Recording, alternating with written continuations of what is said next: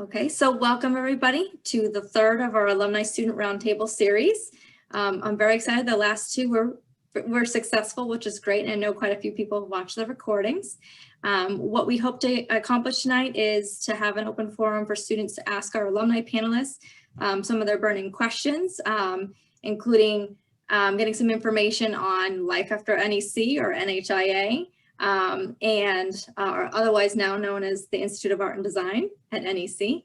And we also hope that alumni and alumni can network together as well. And again, I'm the Director of Alumni Relations here at NEC. And I'm also joined here by the CLP team, the Career and Life Planning team here at NEC, and I'll have them introduce themselves. And then we'll have our alumni panelists introduce themselves, and then we can open it up. So again, Lorella Volpe, Alumni Relations, and I'm gonna hand it off to Lindsay. Hi, how you doing, everybody? Oh, it's so good to see you. I am so excited to be here and to have that like both inter alumni networking as well as student alumni networking. So we're really excited to be here, and I have so many topics that I hope we cover tonight, and so some extra questions. So please don't hesitate to answer or to ask questions. Let's see. My role here is to really help creatives and all students to figure out their pathway, and because Michaela and I just had an appointment earlier on today, and so sometimes that pathway can be multifaceted and kind of putting many irons in the fire. So that's one of the things that that we can help with, and I'll pass it on to Megan Brandow. Hi, everyone. My name is Megan Brandow. I am Assistant Director of Career and Life Planning at NEC. I've been with the college for about 5 years now, and I'm so delighted to welcome all of you to our session this evening. And hi, everyone. My name is Shannon. I'm a career advisor here at New England College. I've been with the school since last January, so a little over a year now. And thanks for joining us tonight. Great, thank you. Excuse me.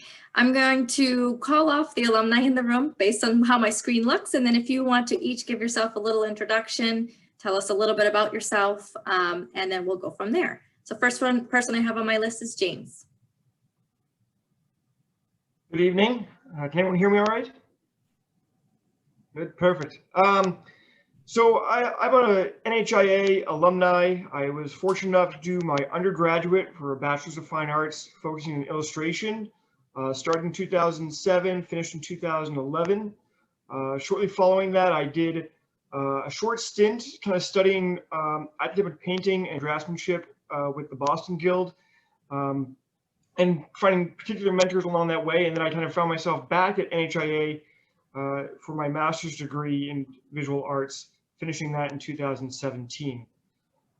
I've been fortunate enough to have a number of different careers out of school. I work for myself in my own business, where I do a lot of kind of commission-based, design-based, graphic design, all kind of creative troubleshooting for a variety of different clients, as well as just traditional art.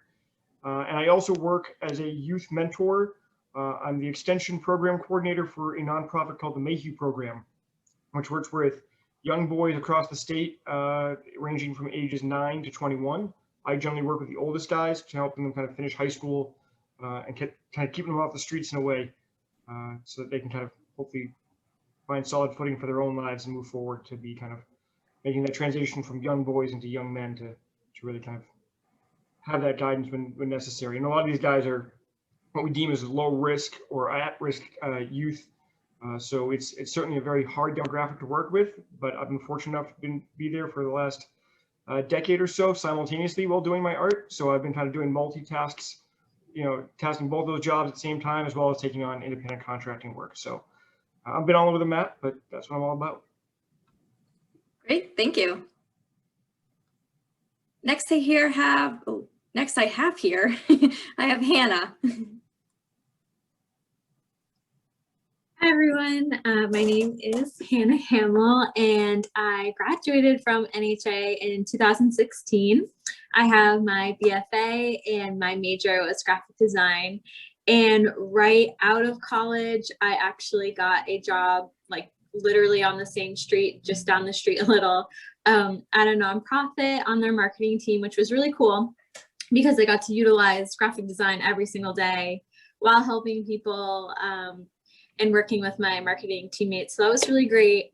I did that for 4 years. And then in June of 2020, I quit that job, took some time off, and have been doing some freelancing. So I'm working with nonprofits again, which is really nice. And I'm also working for a band. I'm doing a rebrand of their website right now, which has been really fun. And I also do commissioned portraits of loved ones and pets. So I mix like old photos with graphic design and new imagery, and that's been really fun. So yeah, that's what I'm doing right now. Great, thank you. Next I have is Andy. Hello, everyone.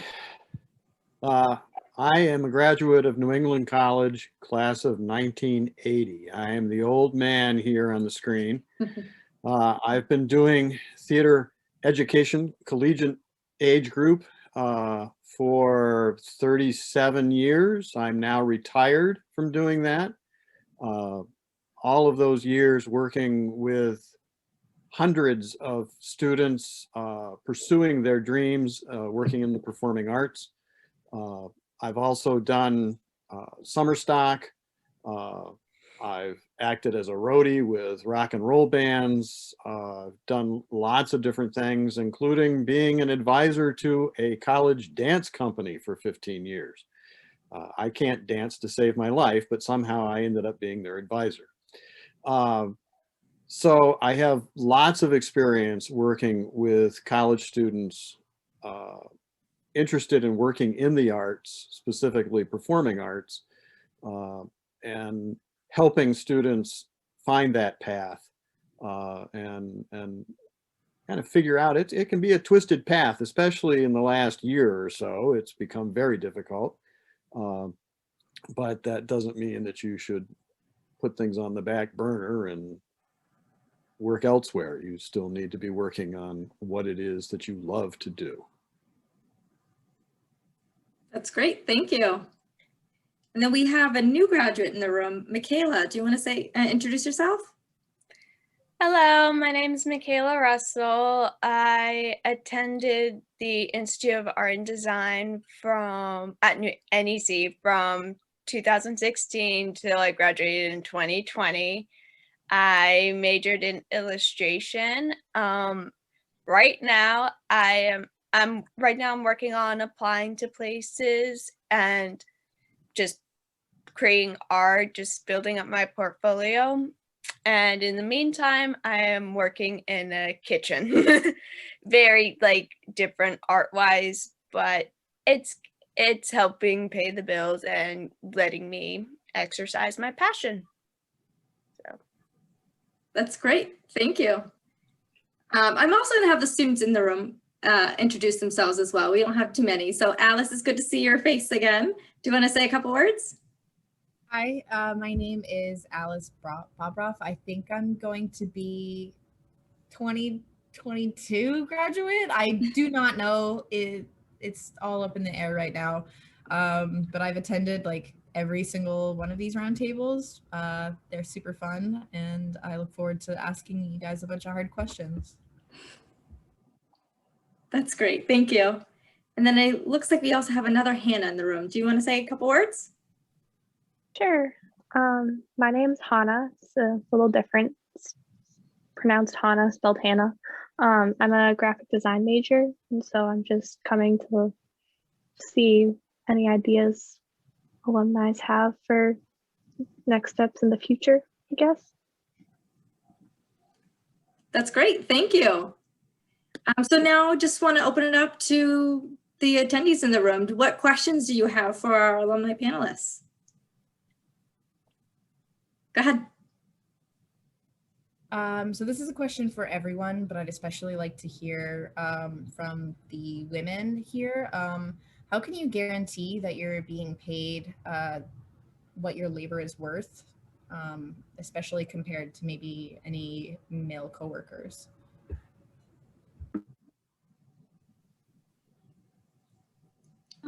So I would give you two answers. So if you want to make sure that you're being paid equally to your male counterparts, when going into a new space and a new job, I would just be really upfront about it in the interviewing process, and first do your research before going in for that job. So see like what the paying rate is in the state and for the profession, and then go in and you'll have your numbers.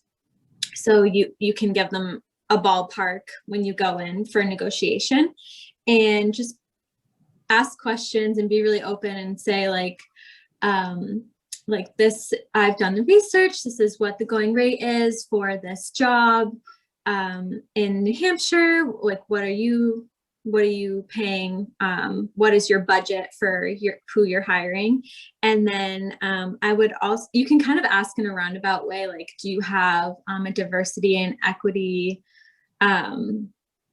group here? Do you just like, you kind of have to be really forward about it. You have to say like, how do you ensure that everyone here is being treated equally? So when they ask you maybe at the end of the interview, like, oh, do you have any questions? You can ask them those questions and be really upfront. Because I think even though it is awkward and it can make you nervous to be upfront like that, it's better to actually get the right answers and get the truth at the beginning, and know maybe this isn't a place that will pay me fairly, and know that upfront, then find out later. So that's always my advice, just being upfront, because it's the truth. So yeah, that's what I would say. Yeah, I think that's a really good point. And I think speaking to how you can find out what the going rate is, there are a number of great websites, and Megan and Shannon help me out on the list of them, because I know there's Glassdoor. Handshake also offers one that's particularly helpful because it has new grads. And also nonprofits have to disclose some of their hires and wages and things like that. So that can be another way of taking a look, but it's kind of arming yourself with that information. Megan or Shannon, do you have any other? Oh yeah. Payscale.com is a fantastic resource, as is salary.com. I'll put those in the chat too. Thank you. I think sometimes they can comment on Indeed. I would check out the comments there as well.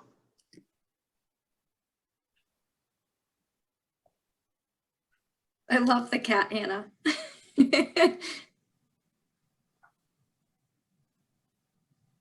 I think one other thing too, I would say, is when you're researching the place that you're going for an interview at, see who's in positions of leadership. So if it's mostly men, that might be a little telling of how their company is. So research that too.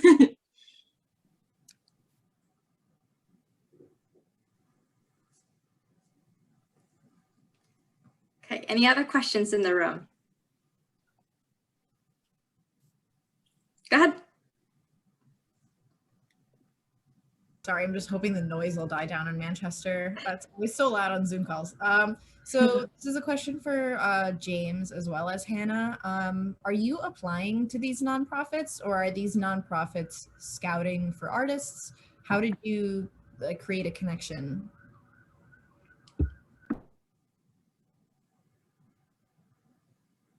That's a great question, and I'll let Hannah go first. And welcome. Okay. Well, actually, it's really funny. I got involved with the nonprofit that I worked at, actually kind of through Lindsay. So Lindsay, I was in my senior year and I needed an internship, and Lindsay was like, oh, hey, I have this internship, and it was for a printing press. So I went there, and it was just kind of like, I had to do it type of thing. It wasn't like, oh, I'm really excited about this. Because it was very industrial. It wasn't very like artistic really. So I went and filled my hours, and it was a good learning experience of just like having more of a corporate job. But the higher ups asked me, oh, like, you're graduating soon, what do you want to do? And I said, well, ultimately I would really like to work for a nonprofit. And then they said, oh, actually, I'm on the board of a nonprofit. Let me introduce you. So I got introduced, and then I got an internship with them as well. And then it just worked out so well that they had an opening in their marketing department, which was really great. So sometimes you have to do the things that you don't really want to do in order to make new connections or branch out and find new avenues. So at first it started out as something that was not that fun, and then I got the dream job, so it worked out good that way.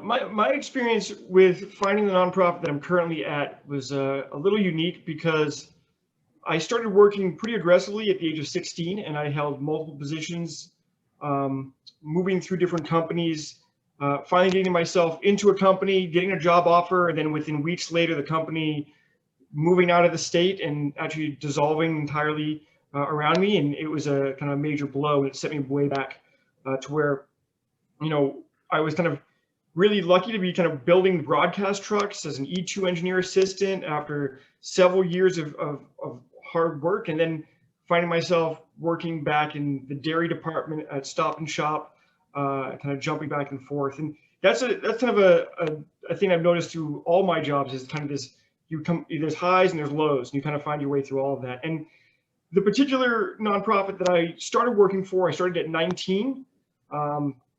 I got paid about $2,000 in a contract to kind of join them. It was not great money. It required substantial kind of commitments, energy-wise. It required me to be kind of housed on an island. It required me to be working from pretty much early in the morning to late in the evening with limited time off. And it was just one of those opportunities that at first I really didn't like. I pretty much said, you know, after the first year, like, you know, I think this is just not my cup of tea. I'm done with this. Like, I'm going to move on. And I think what was interesting is before that, I actually was cleaning out frat houses at Plymouth State University. So talking about humbling jobs, I actually cleaned out 65 units by myself, cleaning out some of the most disgusting things I've ever seen in my life. While living in a frat house doing that and not getting great pay. But I did that for a period of time, found out that that gentleman was also on the board of the nonprofit.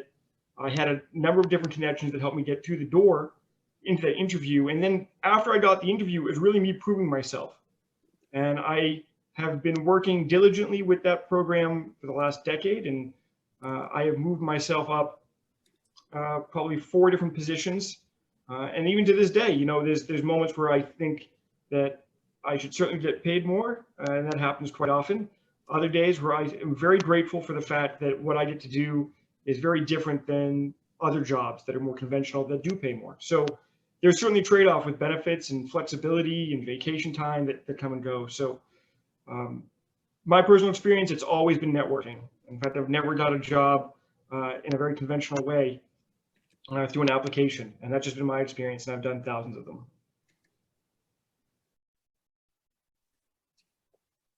That's great. Yeah, one thing I wanted to expand out and talk about is both of you mentioned kind of finding these positions through networks or knowing somebody that knows somebody. And I want to see if each of you, or Andy as well, if you guys can all hop in and talk a little bit about how important networking is, especially for the newer graduates. Networking with your peers, networking with your professors, is really the only way, especially in the arts. They're just, the postings just aren't out there, especially, you know, if you're working in graphics, if you're working in industrial design, things like that, sure, there are postings out there. But if you're trying to follow an artistic path, generally it's going to be who you know, and the only way you make those connections is networking through your friends and really sitting down with your teachers too. They're going to know about those internships that then lead into full-time jobs. Without sounding cliche, you have to pay your dues. It's not a pleasant part of getting into the arts. You have to do those jobs that pay, as James said, $2,000 for the first gig that he got. My first job paid $2,500 a show. That wasn't much when I only did 2 shows a year. That was $5,000 to try to live on, and clearly that had to be supplemented in other ways. But watching the internet, you know, seeing what's posted out there, and just communicating with your friends and your professors, your peers.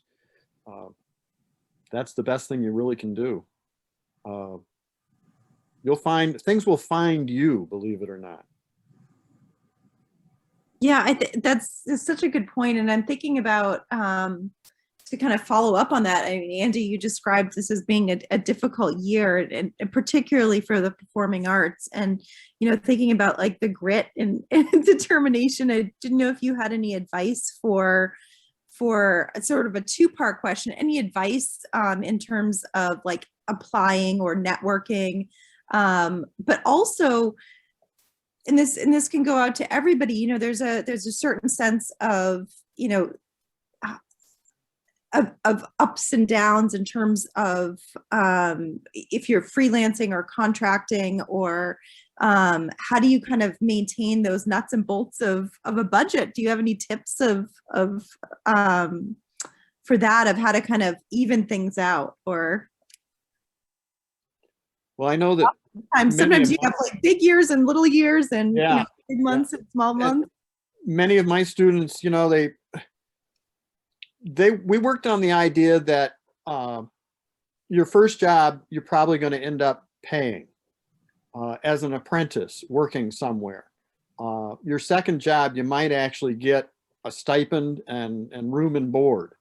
And your third job, you might actually get a title and make enough money to buy beer.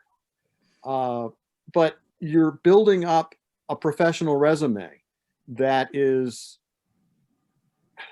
ideally positions of greater responsibility and better pay.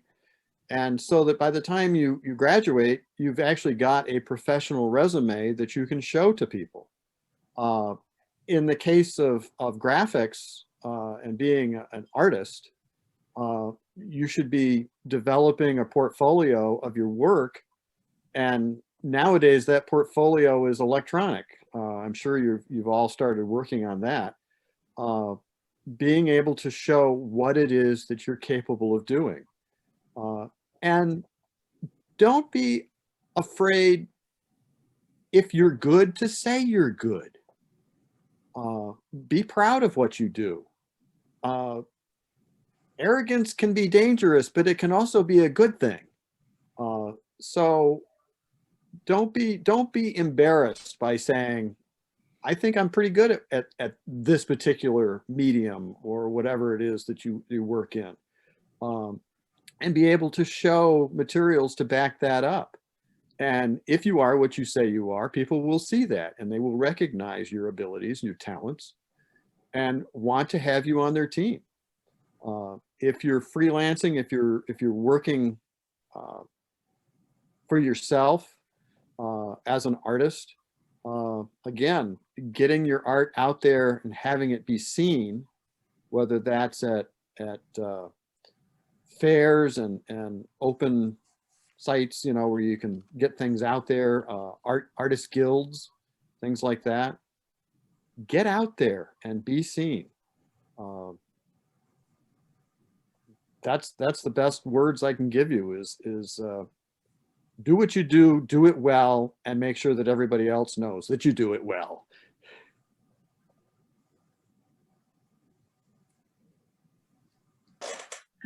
I think I just thought of another thing when Alice was asking about getting involved with nonprofits. You can get involved too by volunteering, like, I don't know, 20 hours a month, if you can spare that, with a nonprofit. Like, nonprofits are so understaffed that they would be very grateful for something like that. And then you get your foot in the door. Like, essentially, for me, when I had my internship, that was volunteering because it wasn't paid. But I was able to go in every day and show them my artistic skills, and that can help them with fundraising. So just even volunteering, you can get a new contact. That's a way to network. And then maybe even you could get a job there. Or another nonprofit might need a graphic designer, and they're like, oh, we have a really awesome volunteer graphic designer. And maybe that new nonprofit has like just got a grant or something that they need to spend up, and then they could hire you. So volunteering also is an option if you have hours available to do that.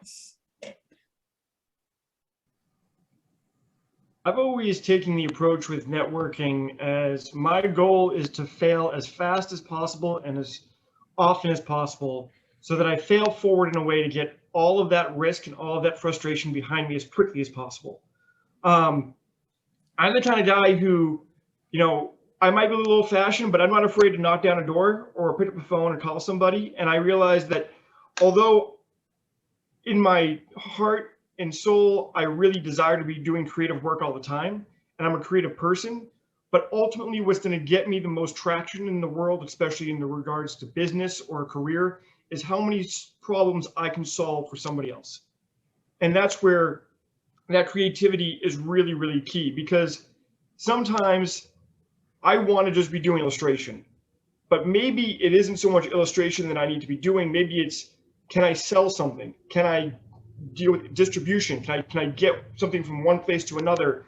And can I deal with delivery or logistics? Or can I help with just kind of the production, operation to kind of get things to that level? I have found that although I've often gone out looking for a particular targeted client, like, okay, this is the person I'm looking for. These are the people that buy paintings. I got to go to the galleries. I got to call these people. I've met people who you would never imagine to have lots of money and have lots of influence and have lots of power, just kind of all of a sudden open a door wide open for you. An example I have is, I never did the art fair scene until a few years ago, when I showed up in the first 3 days, didn't sell anything. No one really talked to me. I got out there and I got introduced myself, dropped 500 business cards. I'm like, this is ridiculous. I just kind of burned my whole weekend here. Within the last 10 minutes of that fair, I made over $5,000. And I've had situations where you're telling somebody that, hey, this is what I do. They tell somebody, before you know it, someone calls you out of the blue and you're like, oh, I heard you cut grass. I was like, yeah, I can cut your grass. I can also shovel your driveway. I can also kind of take your dump out. I can paint your shutters and clean your gutters, and maybe even help put a new roof on if you need to. And I found that as versatile as I could be to present that, I was then able to kind of infiltrate in a way and I'm this really good landscape painter that you probably have never heard of. Check this out. And then before I know it, I'm doing major commissions for people that are having very high level positions in Afghanistan or London or Turkey. And there's different opportunities that have really opened up. But you have to imagine that every single person has the capacity to be your next client. Yeah, I do have to say too, my sister is a 3D animator, 3D artist. And so I will say that she is now in a company, it's a startup company, and she's really successful and really happy. And it really happened through the connections that she made, because she was struggling when she first finished school as a 3D animator, 3D artist with no real experience in the field. And so it was tough for her. You make your demo reel, you have your websites, you have everything, good to go. And you sound great on paper or you look great in your demo reels, but it's still tough out there. And so she was doing a lot of contract work. And then it turns out it was a connection that she had made from one of her positions that was like, hey, Anna, you should go apply for this company. I put a little bug in their ear with your name. And that's how it ended up happening. And she's really happy. And she's really fulfilled, and she's doing work that she loves, and she can see her work in commercials and stuff, which makes her feel even better. But don't ever underestimate the people that you meet, because you never know who you're talking to or who they know. So I definitely want to echo what everyone's saying here tonight, that can be really important. And look for ways where you can do your art for projects at your institution. Whether that's doing graphics, poster design, things like that for events that are coming up. Those things matter. They are out in the public eye, and if you are doing things that are very unique, catches people's eye, they're going to want to know who did that, what person produced that. You may have some things out there that people look at and go, what? who did that? But that's what college life is all about. You're in that protective bubble and you're allowed to make mistakes. So do it now, make those mistakes now, but experiment and learn and get it out there. Look for ways that you can follow your passion where you are while you're there. That's a great tip. You know, I think in thinking about, you know, what you guys are saying, two sort of follow-up questions that I might have are, when you meet somebody, I think the narrative that you like, tell me about yourself, you know, like, how do you answer that question? How do you formulate that question of who you are? Because I think having a positive narrative about yourself and to have that prepared can be very helpful. In kind of, Andy, what you were circling back to what you said about bragging about yourself. So how do you kind of move those two things together, about like, how are you going to describe yourself in that pitch? Like, I know pitch is, you know, can be, can sound like a pitch, you know, like you said, like, so, but how do you kind of formulate that conversation? Well, I can give you an example of one of the first jobs that I secured working at a summer stock theater in New Jersey. And it was a very large union facility. There were thousands of people that had applied for acting positions, and there was literally about 1,000 people that applied for technical positions for 10 positions. And my resume was such, from working at NEC and working on productions and having other opportunities that I was afforded through the college, working for other programs, my resume looked pretty good. And through that, I was able to actually get a face-to-face. I still remember how I dressed for that interview.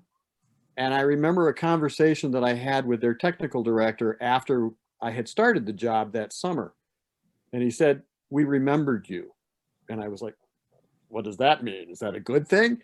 He said, "You came in and I was wearing typical technician blacks. I had all of my usual accoutrements, my Leatherman, my knife, my keys, my everything that make me look like a technician, short of having gloves hanging out of my hip pocket." And he said, "You walked through the door and you looked like a technician. We wanted to hire you right there because you knew what the job was all about." I don't know how you do that as a graphics person, as an artist, as a sculptor, but that first impression of how you come across is so important, so important. And being willing to talk about yourself. The person that sits there quietly will never catch anything.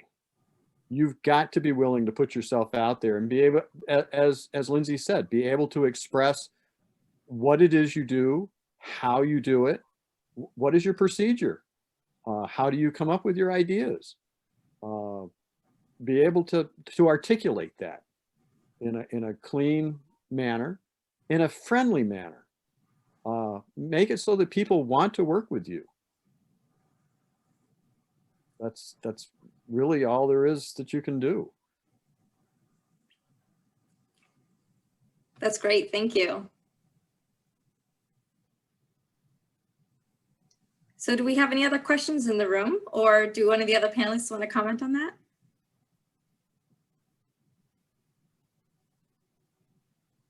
I think that just to kind of echo the idea of putting yourself out there, I think one of the biggest obstacles is going to be yourself. And I always go to that kind of that old quote that, you know, don't take yourself so seriously because no one else is. It's that idea that, you know, if you're trying to put yourself out there, like, you gotta, in a sense, understand why you're putting yourself out there. So you gotta have goals, and you've got to make those goals very clear to yourself as to what you're doing. I mean, when I first started, I'd knock on a door and be, "Hi, my name is Jim O'Brien. I'm an artist in town. I'm just curious if you're looking for work." And they'd be like, I don't know. What do you do? You know? And then when you think about the questions they're going to ask, or you start to, you put a lot of these ideas in your head and you try to kind of anticipate what people are going to say. I find be genuine, be honest, you know, and if you can be honest and genuine, the first thing, even if you're nervous, just say, hey, you know, I'm a little nervous right now. You're the first door I'm knocking on today, but I'm really trying to just kind of, you know, and sometimes you just stumble and you're just like, oh my gosh, what am I saying? What am I doing? Can I just restart? I'm sorry. You know, sometimes you'll find yourself in a situation where people will actually find that more approachable. I've actually been knocking on doors or picking up, you know, a phone, and I've had people be like, buddy, I've been there. I've done cold calling. I've knocked on doors. Come on in, sit down, show me what you got. And you'll be surprised that people are generally going to be very open to hearing what you have to say if you approach them with a very open and genuine nature. If you're really, really heavy sales, if you're really, really trying to push it, I mean, unless you're selling hot dogs outside of Fenway, it doesn't always work in that kind of style. So think about what are the things that you go and buy? What are the sales tactics that draw you in? And then try to say, why do I like that? Oh, that's right. That makes me really feel like they hear what I'm saying. And then go and try to solve a problem for someone. And then you kind of subvert that with, you know, your creativity, or that becomes the means for you to go be able to do your creativity elsewhere, so that you can still do both. But you got to be versatile. I always say, you know, trees that don't bend in the wind break. And that's your goal, is to kind of really be flexible and adapt in the situation. To add to that, learn about as many different techniques and styles, media that you can work in. The more that you can do, the more marketable you are. If you only work in watercolors, play with acrylics. If you only work in ceramics, get a piece of stone. Try something new, try something different, and you may find that you enjoy doing that as well. I would tell theater students that, oh, it's great, you're an actor. What else can you do?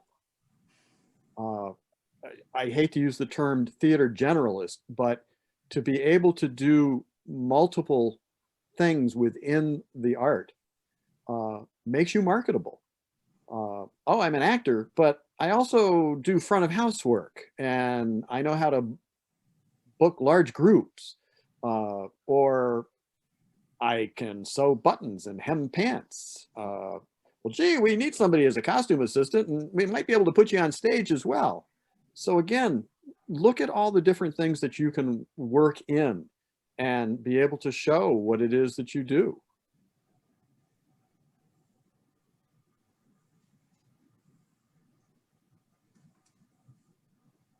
Go ahead, Alice.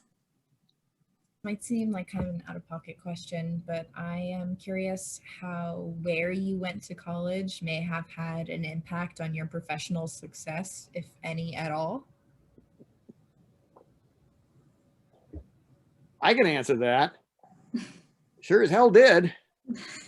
I still remember a conversation I had with one of my professor mentors after I had secured a position teaching. I came back to Henniker, and it was probably 2 or 3 years after I'd graduated, and met him at his apartment, and we sat down and visited for a while, and he started to chuckle. And it's like, I missed something? What? He said, you were an arrogant son of a bitch, and I knew you were going to go out there and find work.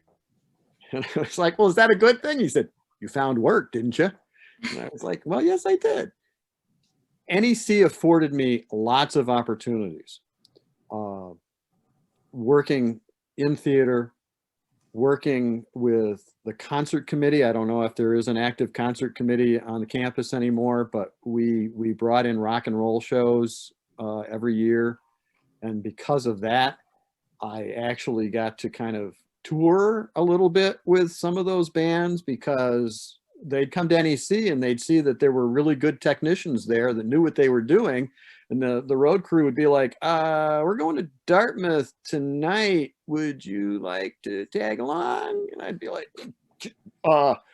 Let me check my schedule. Yes, hello. Of course I'll be there. I got to work at the Palace Theater in Manchester with the Boston Opera. Oh my God, an experience that I will never forget. Because of an internship program that NEC had kind of working at Colby Sawyer at the time, I followed in the footsteps of a senior graduating. They needed a shop assistant in the theater at Colby Sawyer. And I stepped into that my senior year. They had a major turnover in their faculty at Colby Sawyer, and suddenly I was being offered a full-time position for the year after I graduated. And I was like, well, okay, yeah, I can do that. But it just morphed into something more. And through all of that, I was doing summer theater and building that resume. And just getting myself out there. I actually had people calling me, asking me what if I was free, could I come in and do something? Wow, how that makes you feel. And that was because of NEC for me. It was because of the experiences that I was able to get on campus. And for that, I'm very grateful. I think for me, going to NHIA made a huge difference because there are schools, technical schools that you can go to learn graphic design, and it teaches you graphic design through a technical lens. So you can use the Creative Suite, you can use the tools. But what I really liked about NHIA was that I got a BFA and learned about graphic design as a fine art, and I think it's a fine art. I see it as a fine art. So I have the technical abilities to do it, but I think it just enhances the level of technical ability and then just creativity and vision for the graphic designers that come out of NHA. I think it's just elevated because of that. So that's what I really appreciate about it, definitely. And having and plus you also get to learn about other other majors too, which is really nice. And then you could even minor in something too, like minor in photography. So, and that's something that a technical school wouldn't really be able to offer you. So that was a great part of it. Yeah, you're right. It helps you be a double threat too. Like if you learn a bit of those different,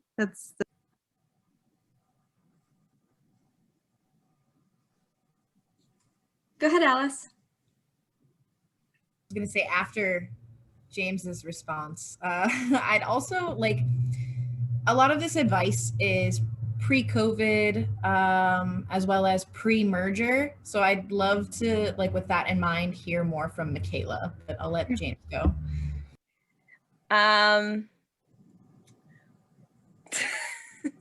Okay.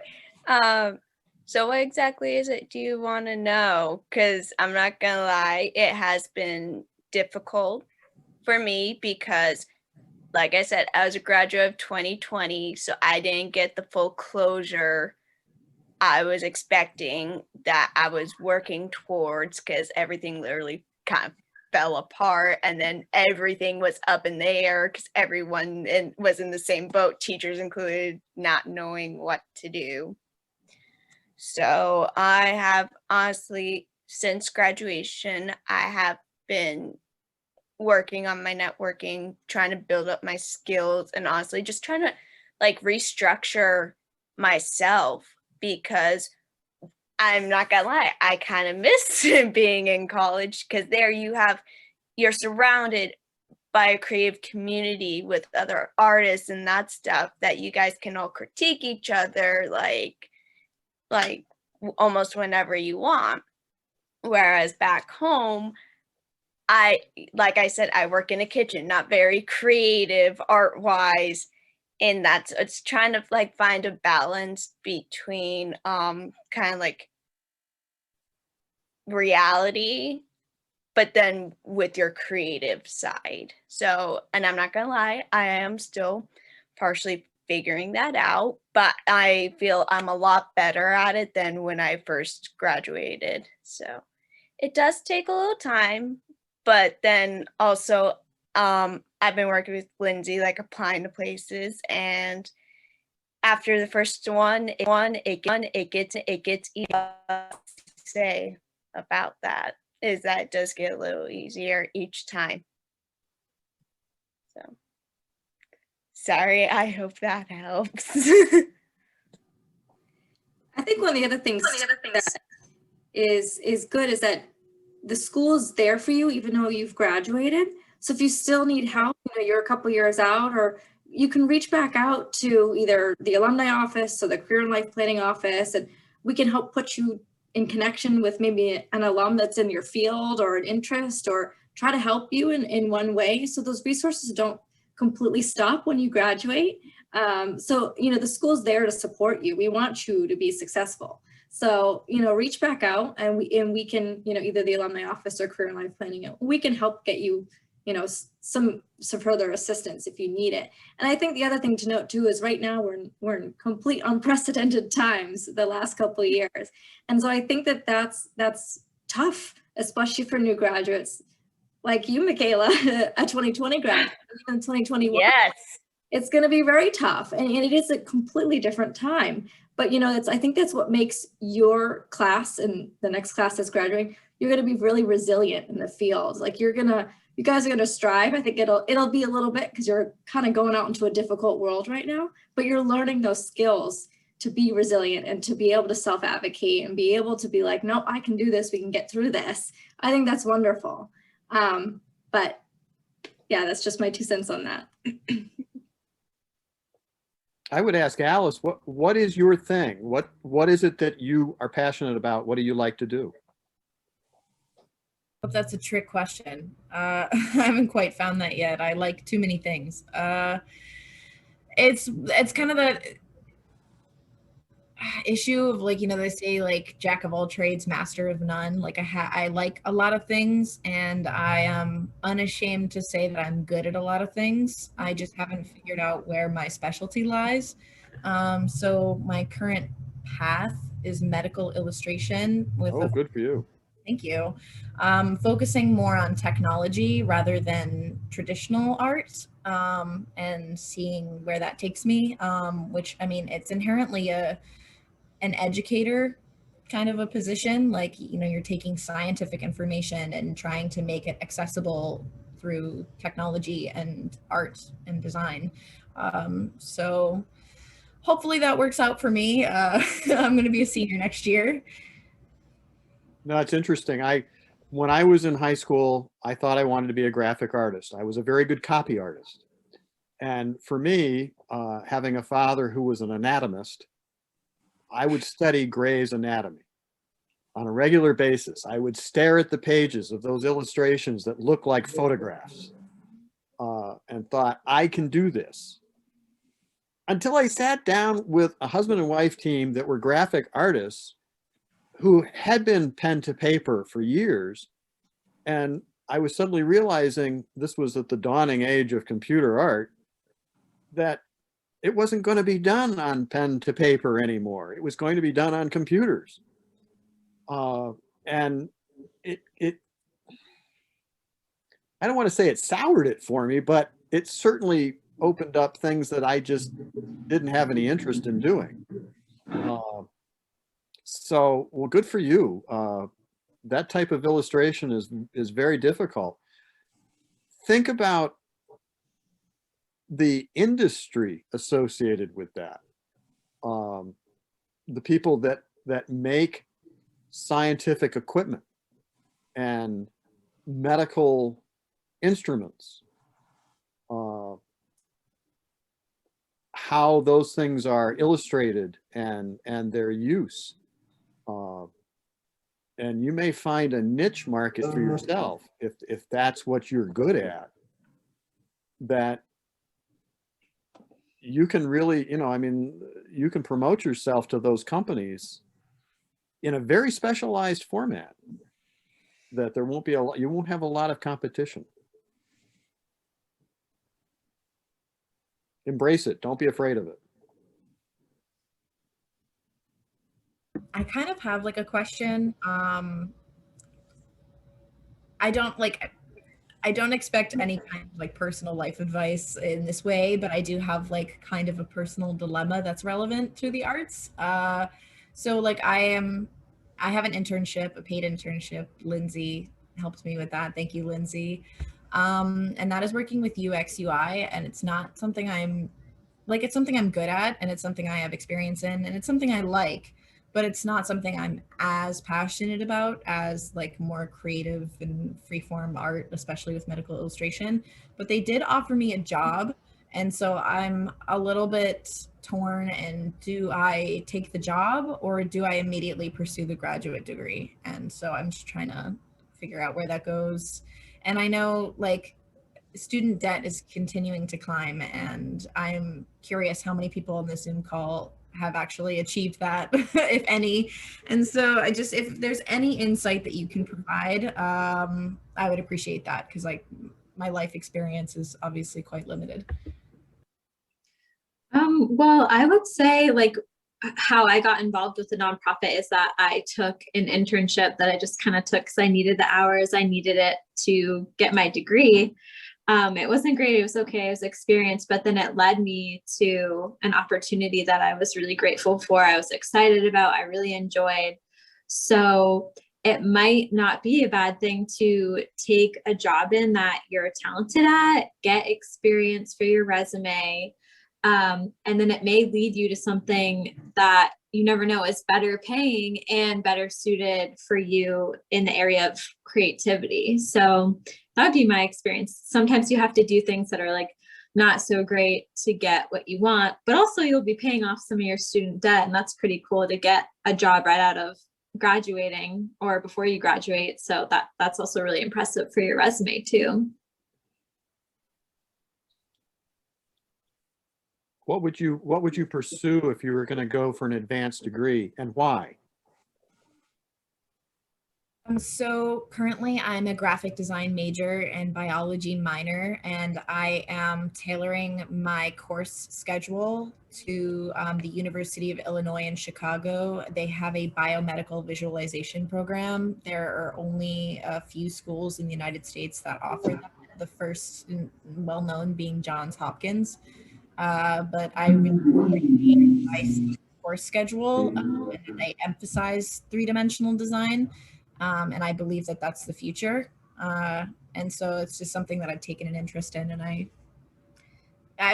think I realized what a medical illustrator was when I was 8 years old, and I've like always found it fascinating. Like, and especially that marriage of the sciences and the arts, and like feeling like I'm helping communicate something important. But like I said, I have professional experience in marketing. When I was 16, I started working at a marketing company. And that's part of why I became a graphic designer in the first place, was so that I could have that, wide range of skill set. And like I do have a very strong background in illustration as well, just from like taking courses outside of school. And then I was lucky enough to take a few coding classes before we laid off that professor, unfortunately. And so I have the experience as an illustrator. I have the experience as a designer. I have the experience in marketing.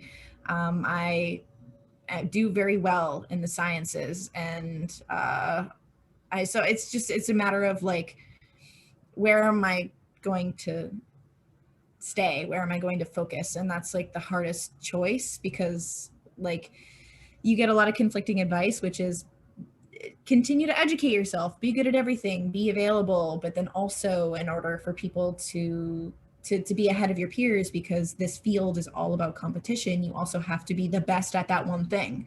And so it's really difficult, like, okay, which one is it? You know what I mean?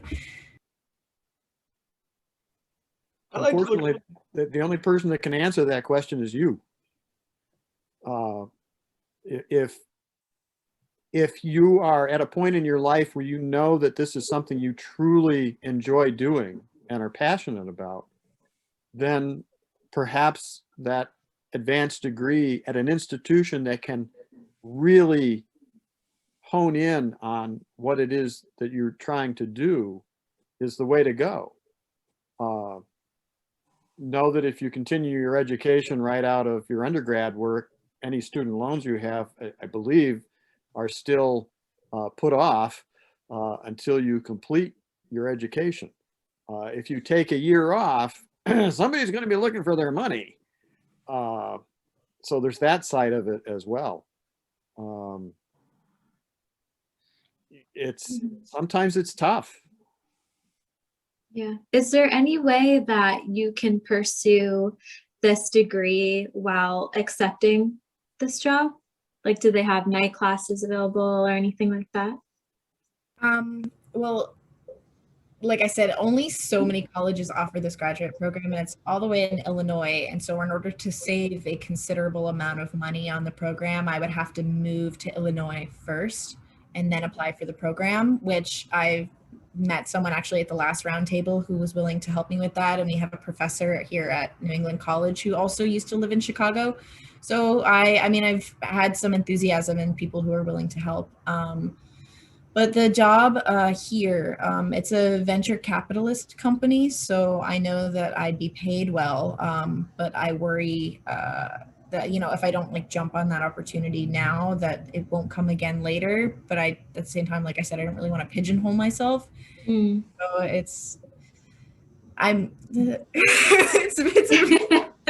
It is nerve-wracking, but I mean, it seems like you're very talented. So many opportunities will be open for you. I hope so. And I think, James, I know you wanted to jump in there. I was just going to quickly say, like, you know, there's some decisions that you can worry about later. And, you know, I know we've talked about this before. It's like, it's almost like apply to a bunch of things and then cross that bridge when you come to it. And we'll work on logistics. I was going to say, you know, I think what's really important, and this is a lesson that I think I'm constantly having to be retaught and kind of go through that trial over and over again, and that's patience.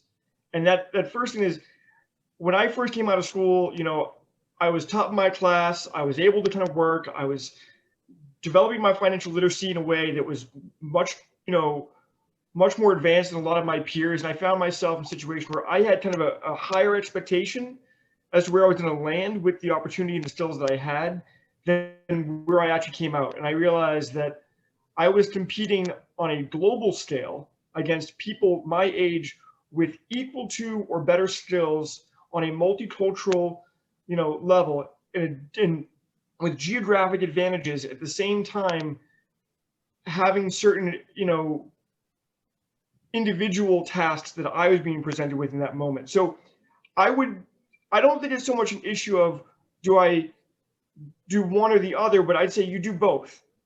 The question is, what do you prioritize?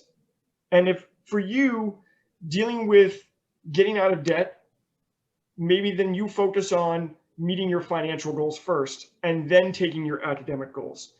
Because there's no one here saying that you should just give up one or the other. And at the same time, maybe the program has a lot of opportunity there now. Build those networking connections. Like, go call up those professors and just say, hey, you know, my name's Alice. I'm right now in New Hampshire. I know I'm not enrolled in your program, but I'm really, really kind of, you know, passionate about what you do. And I know I'm not part of that particular program, but could you just spend 15 minutes speaking with me over, you know, Zoom, or, you know, if I fly out to Chicago, can we have a cup of coffee or something of that nature, you know, to kind of hopefully open that door. And who knows, maybe all those individuals might leave that program next week, or that program might shut down, or the people in leadership there decide they want to merge with another school and the whole school says, you know, we're done with that. We want to do a different direction. I think the other thing to really consider too is, although we are in a post-COVID world, or we're in the COVID world now, this is one of the most exciting times to be entering the job market, because the challenge that you're going to face right now are going to be challenges that some people who've been working in jobs for the past 10, 20, 35 years are going to have to adapt. You don't have to adapt the same way. And I think it's really funny that we're dealing with a pandemic and you're saying you want to do medical illustration. Boom. I see so many opportunities on the table that, you know, yeah, take that venture, you know, capitalist job, do that for 40 hours, do it for 50 hours, how many hours they give you, there's still more hours in the day. If you're really passionate, you're going to find a way to do illustration regardless. If nobody hires you, go make your own medical illustration book.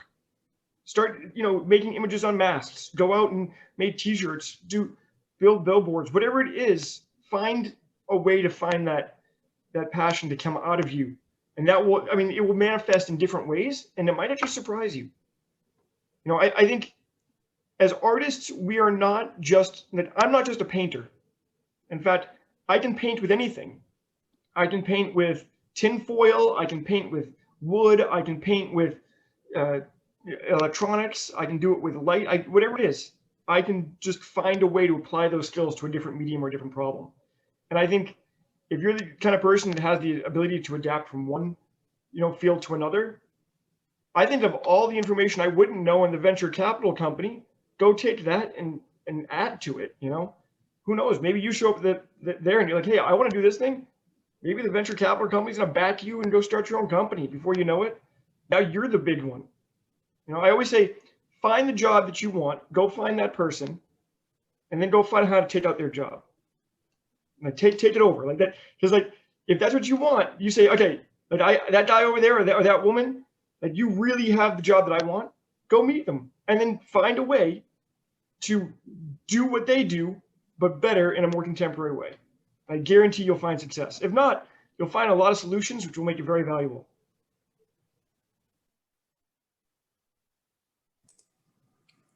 That's great. That's some great information, especially from all of you helping Alice. I know you're in a tricky situation, but I think I'm confident that you'll be able to figure it out. You seem like you have a good head on your shoulders, and you're going to be able to figure this out, which is great. And again, we can help you, like I said, with the alum from the last panel, and if anyone here, we can help put you in contact with people and help kind of guide you what is the best steps for you. So I think that's great. Well, we're just a little bit over time here, and I want to respect everybody's time tonight. But I just wanted to give everyone the opportunity to give, one final tip or words or anything from the alumni panelists, and then we can get wrapped up for tonight.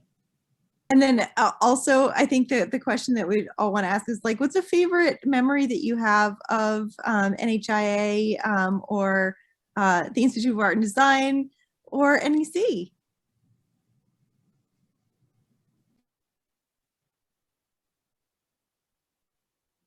All right, I'll go. Nobody else is talking. That'll be me. I don't have one favorite memory of being at NEC. I had 4 years of favorite memories of being at NEC. So I would say that it was all the experiences that I was able to have there. And when I say experiences, I don't mean partying and I mean in why I was there and what I was studying. I would say to Alice that I think James had a really good point of reaching out to the institutions that you're interested in and talking to them and going to see what it is that they do, if you can do that. But really look at the institutions and what they do and what would be available to you. I know that was one of the reasons why I went to New England College. When I was looking at colleges, I looked at another institution. I was accepted there. They had just built a spectacular performing arts center. And it became very apparent that I was not going to get to touch anything there until I was a junior, because it was their brand new baby. And I was going to be in a classroom for 2 years. And I knew that my art, I was not going to learn my art without hands-on experience. So I ended up at NEC. So I think James is right. Look at those places, try to talk with the professors, try to get there and see how they work, and if it's a right fit for you. And that may help to make that decision for you coming down the road with this job opportunity.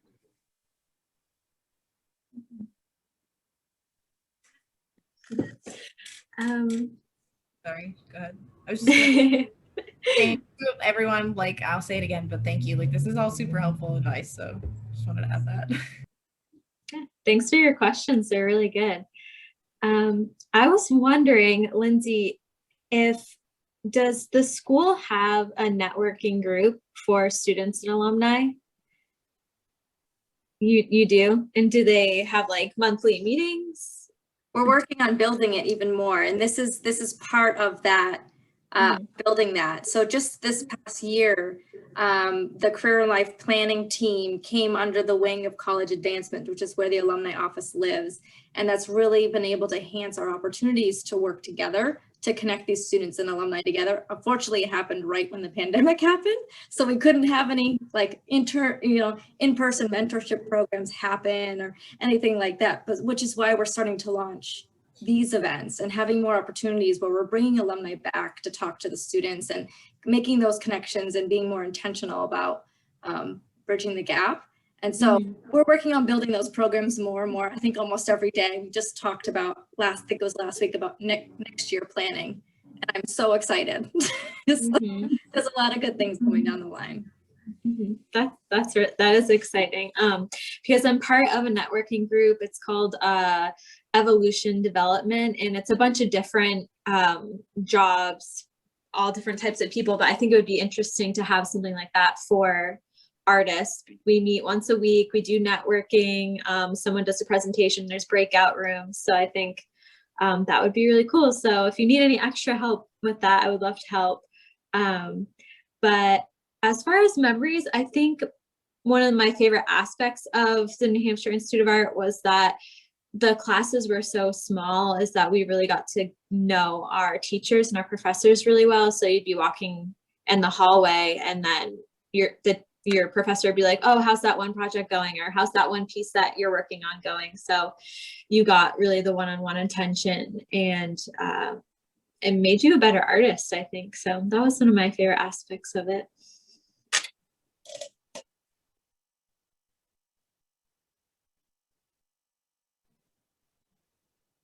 So you have a question?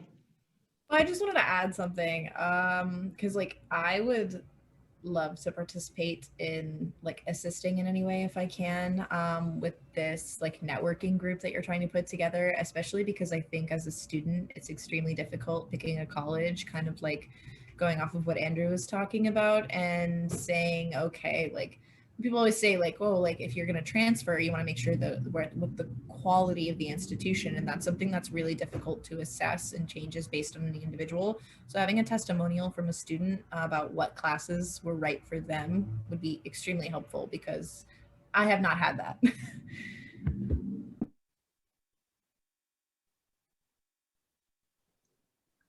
So just kind of jump in with kind of my favorite memories. You know, it's hard because I feel like there's been many memories. More of the recent ones are kind of in grad school.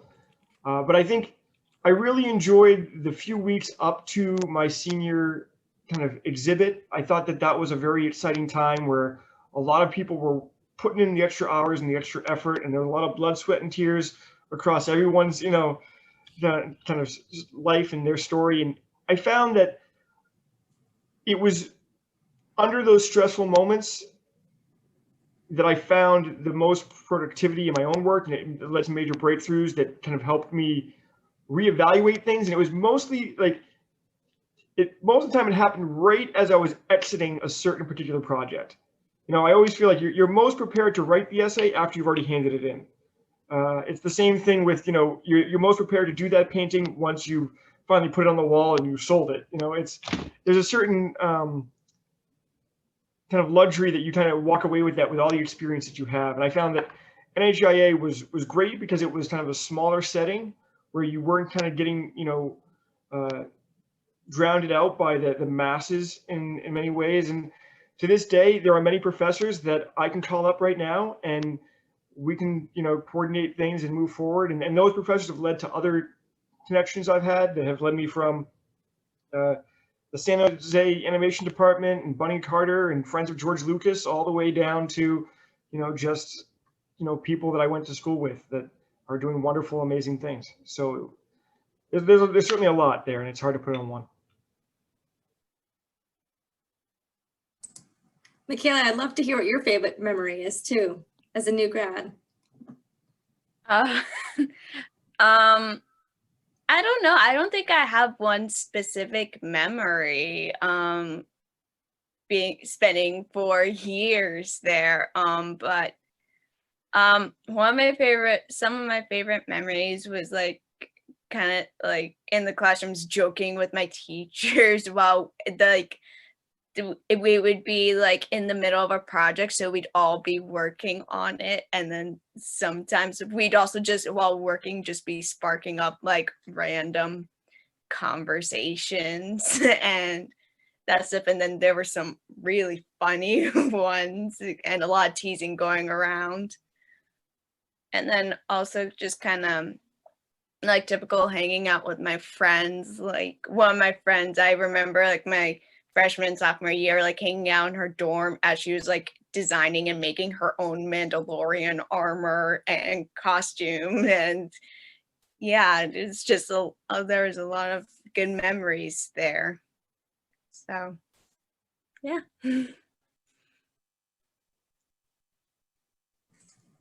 That's wonderful to hear. Yeah, it sounds like everyone had a really good experience, whether it's NEC or NHIA or IAD. I guess, Michaela, you graduated from IAD. Oh my God, there's so many name changes. There's too many names, yes. It also in a way, it also kind of reminds me of my senior year of high school, just because I had this my art teacher within the last year, the first like 3 years I've known her, she was always Miss Dumock. And then with literally senior year, she went from Miss Dumock to Miss Miller to Miss Noon in the span of like 5 months. And it was kind of like that way. It kind of reminded me, just because all of a sudden there's like all of a sudden, oh, that's not what this is called anymore. It's now called this, and it's actually this is the short version. So I don't know. There was a lot of crack ups on that. Yeah, it's been a little bit trying, but I think that the best thing to come out of this is that it's just such a strong community. You know, whatever the name is, it's just a strong community. Yeah. And I feel like everyone, you know, wants to strive, wants to help our students do well, help our alumni and all that. And I think this is events like this and having panelists come back and help tell your stories. I think this is really helpful for our students. And, you know, I know in the future, we're going to be able to build some really fun, great programs to help connect alumni with students and alumni with other alumni and keep this momentum going. But I really, really appreciate everyone taking the time tonight to, you know, talk with us, you know, to both our students and our fellow panelists. I learned a lot tonight. I thought it was wonderful.